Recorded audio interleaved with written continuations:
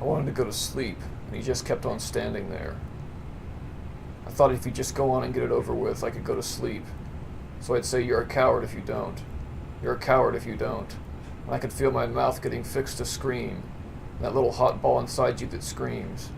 Then it touched me, that nasty little cold hand fiddling around inside the coat where I was naked. It was like alive ice, and my skin started jumping away from it like those little flying fish in front of a boat.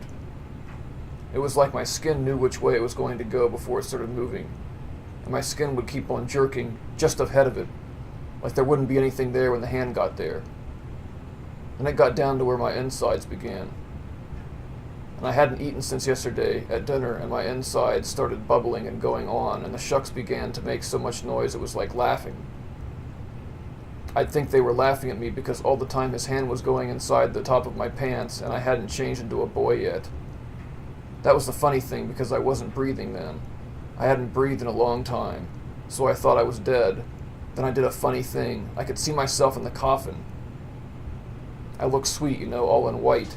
I had on a veil like a bride, and I was crying because I was dead or looked sweet or something. No, it was because they had put shucks in the coffin. I was crying because they had put shucks in the coffin where I was dead.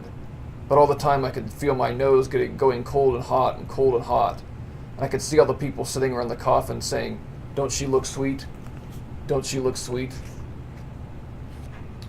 Then I said, "That won't do. I have to be a man." So I was an old man with a long white beard. And then the little black man got littler and littler. And I was saying, "Now, you see now, I'm a man now." Then I thought about being a man, and as soon as I thought it had happened. It made a kind of plopping sound, like blowing a little rubber tube wrong side outward. It felt cold like the inside of your mouth when you hold it open. I could feel it, and I lay right still to keep from laughing about how surprised he was going to be. I could feel the jerking going on inside my pants, ahead of his hand, and me lying there trying not to laugh about how surprised and mad he was going to be in about a minute. Then all of a sudden I went to sleep. I couldn't even stay awake until his hand got there. I just went to sleep. I couldn't even feel myself jerking in front of his hand, but I could hear the shucks.